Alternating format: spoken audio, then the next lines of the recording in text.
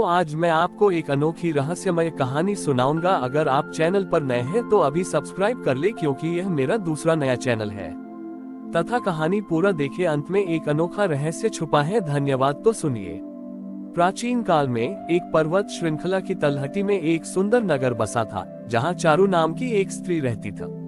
बड़ी चारू का पति गौरव नगर का एक सम्मानित व्यापारी था, जो अपने कर्म और दयालुता के लिए जाना जाता था। चारू का प्रेम और विश्वास गौरव पर अटूट था। पिछले कुछ समय से चारू देख रही थी कि गौरव अंदर से बहुत बेचैन रहता था। वह रात में अक्सर चौंक कर उठ जाता और उसके माथे पर हमेशा एक अज्ञात चिंता की लकीर रहती थी। चारू ने कई बार पूछा, पर गौरव हमेशा टाल देता था, ये कहकर कि यह व्यापार की चिंता है। चारू जानती थी कि यह सिर्फ व्यापार की चिंता नहीं है, बल्कि कोई गहन रहस्य या कष्ट है जिसे गौरव उससे छिपा रहा है। करवा चौथ का व्रत आया।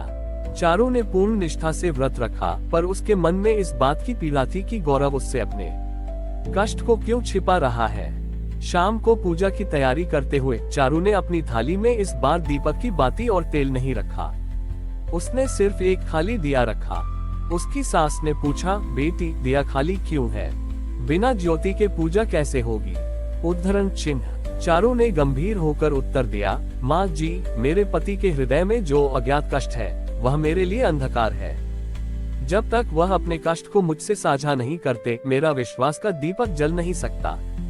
आज मेरा व्रत मौन के दीपक का व्रत है। पूजा के समय जब चंद्रोदय हुआ तो चारू ने छलनी से पहले चांद को देखा और फिर गौरव को। गौरव का चेहरा अब भी चिंताग्रस्त था। चारू ने खाली दिया हाथ में लिया और प्रार्थना की, हे माँ पार्वती, हे चंद्रदेव, आज मैं अपने पति की दीर्घायु के लिए व्रत नहीं रखती। आज मेरा व्रत इस कामना के लिए है कि मेरे पति का अज्ञात कष्ट दूर हो। मैं इस मौन और खाली दिए से प्रार्थना करती हूँ, मेरे पति जो दर्द अपने अंदर छिपा कर रखे हैं, वह दर्द मुझे दे, ताकि उनका हृदय हल्का हो जाए। मैं आज अपनी शुभकामनाओं के मौन से उनका कष्ट हरने का संकल्प लेती हूँ। गौरव ये सुनकर स्तब्ध रह गया। उसे एहसास हुआ कि चारू के लिए उसका आंतरिक सुख उसकी लंबी आयु से भी अधिक महत्वपूर्ण है।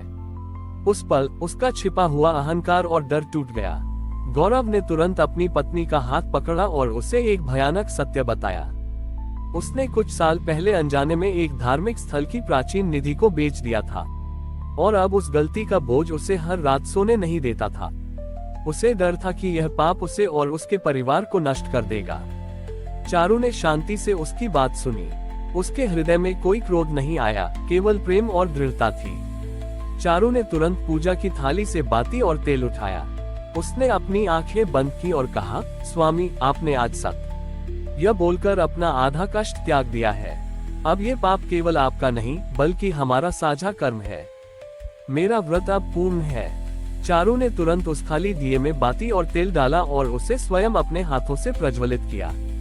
वह दीपक पहले कभी नहीं जला था, उतना तेज और स्पष्ट जल उठा। उसी क्षण गौरव ने महसूस किया कि उसके मन का वर्षों पुराना बोझ एकदम से उतर गया है। उस दीपक की लौ में उन्हें आगे बढ़ने का रास्ता दिखाई दिया कि वे अपनी सारी संपत्ति बेचकर उस निधि को वापस खरीदेंगे और उस धार्मिक स्थल को सौंप देंगे। उस दिन से करवा चौथ का व्रत उस नगर में मौन और सत्य के दीपक का पर्व बन गया। पत्नियां यह व्रत इस संकल्प के साथ रखती थी कि वे अपने पति को अपने आंतरिक कष्ट और रहस्य को साझा करने के लिए एक सुरक्षित स्थान देंगी। ये प्रथा सिखाती थी कि प्रेम तभी पूर्ण होता है जब उसमें पारदर्शिता और साझा जिम्मेदारी हो। ये कहानी हमें सिखाती है कि सच्चा प्रेम केवल इच्छाओं का त्याग नहीं है, बल्कि कष्ट और जिम्मेदारी को साझा करने का साहस है। चारू के मौन के दीपक के संकल्प के बाद गौरव ने स्वीकार किया कि उसने एक प्राचीन धार्मिक स्थल की निधि बेची थी। अब उनका लक्ष्य स्पष्ट था, प्रायश्चित करना और उस निधि को वापस लाना। करवा चौथ का त्योहार खत्म हो चुका था, लेकिन उनका साझा कर्म का संकल्प अभी बाकी था। गौरव ने अपनी पत्नी से सलाह ली कि वे अपनी बची हुई संपत्ति का उपयोग करके उस निधि को कैसे वापस खरीदेंगे, जो अब किसी धनी व्यापारी के पास पहुंच चुकी थी।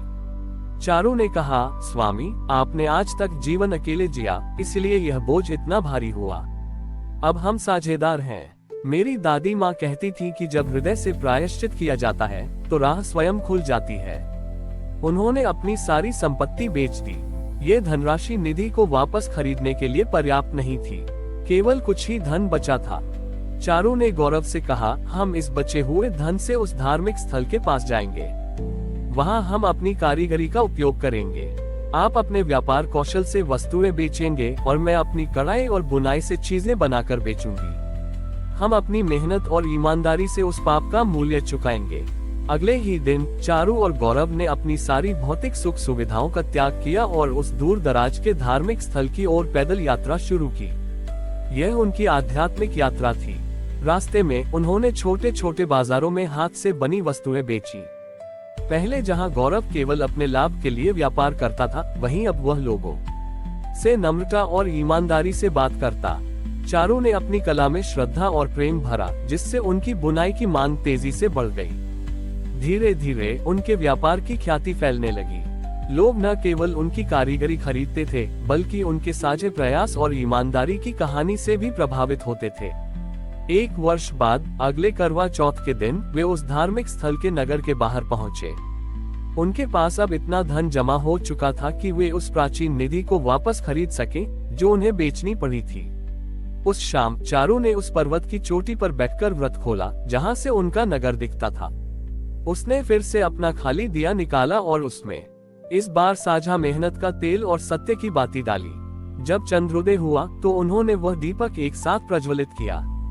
उस साझे प्रयास के दीपक की रोशनी बहुत दूर तक गई। उसी रात जिस धनी व्यापारी के पास वह प्राचीन निधि थी, उसे स्वप्न आया कि यह निधि उसे वापस कर देनी चाहिए। अगले दिन सुबह वह व्यापारी स्वयं गौरव और चारू के पास आया। जब उसने उनकी प्रायश्चित की पूरी कहानी सुनी तो वह भावुक हो उठा। व्यापारी ने निधि वापस कर दी और गौरव से कहा, आपका सबसे बड़ा प्रायश्चित ये धन नहीं है, बल्कि आपकी पत्नी का विश्वास और आपका साझा परिश्रम है। उसने निधि वापस लेने से मना कर दिया और कहा कि यह धन अब इस धार्मिक स्थल की सेवा में लगना चाहिए। गौरव और चारू ने उस निधि को पूरे सम्मान के साथ धार्मिक स्थल को सौंपा। इस घटना के बाद वे वापस नगर नहीं लौटे, बल्कि उन्होंने अपना जीवन उस स्थान की सेवा और साझा कर्म के उपदेश को फैलाने में लगा दिया। नगर में करवा चौथ का मौन और सत्य का दीपक की परंपरा अमर हो गई। यह व्रत अब पति पत्नी के बीच शारीरिक दूरी या भौतिक सुख से बढ़कर जीवन के कठिन कर्मों और जिम्मेदारियों को साझा करने का पर्व बन गया। ये कहानी हमें सिखाती है कि हमारे सबसे बड़े पाप का प्रायश्चित भी सच्चे प्रेम और साझा जिम्मेदारी से किया जा सकता है। चारू और गौरव ने उस प्राचीन धार्मिक स्थल को उसकी निधि लौटा दी और वहीं रुककर उसकी सेवा करने लगे। उनका जीवन अब तपस्या और निस्वार्थ कर्म में लीन था। वे अब व्यापार नहीं करते थे, बल्कि अपनी कला और श्रम से मंदिर की साफ सफाई करते, वस्त्र बुनते और दूर दराज के यात्रियों की सेवा करते थे। उन्होंने अपना जीवन पूरी तरह साझा कर्म के सिद्धांत पर समर्पित कर दिया था। वे दोनों एक दूसरे से अपनी जरूरतें बिना बोले समझ जाते थे। यह उनके वर्षों के मौन और सत्य के दीपक व्रत का प्रभाव था। अगला करवा चौथ आने वाला था। इस बार चारू ने कोई व्रत नहीं रखा, क्योंकि उसका जीवन ही अब एक निरंतर व्रत बन चुका था। गौरव ने भी तय किया कि इस बार वह अपनी पत्नी के लिए नहीं, बल्कि अपने भीतर की दिव्यता को जागृत करने के लिए साधना करेगा। करवा चौथ की रात जब सभी लोग चांद को अर्घ्य दे रहे थे, चारू और गौरव मंदिर के गर्भगृह में बैठे थे। उन्होंने वहां न कोई दिया जलाया, न कोई विशेष प्रार्थना की।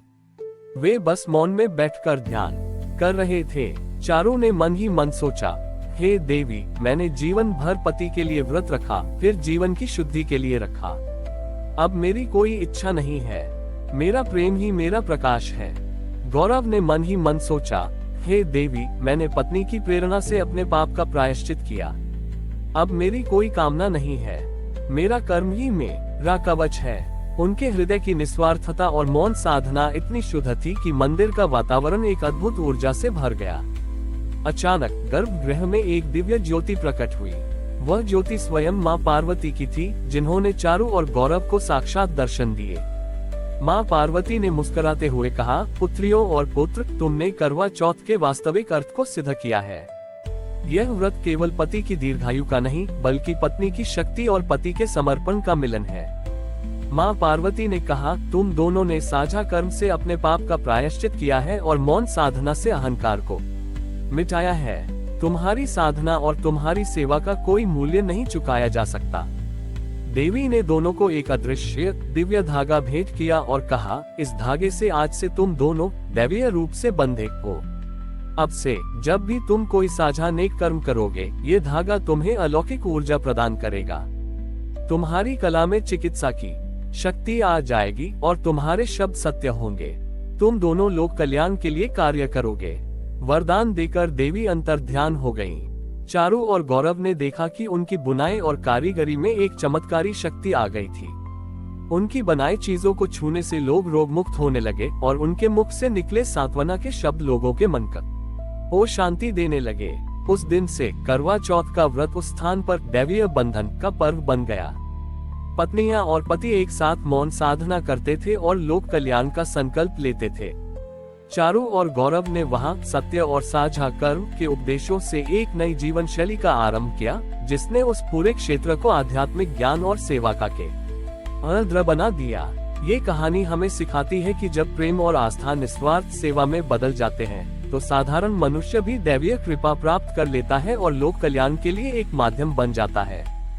हमारी और भी आध्यात्मिक एवं अनोखी कहानियां देखने के लिए हमारे चैनल पर जाएं तथा धार्मिक एवं पौराणिक अनोखी कहानियां हम आर्य चैनल पर है। कृपया जाके देखें तथा हमारे चैनल को सब्सक्राइब करके रखें और वीडियो लाइक जरूर करें। धन्यवाद।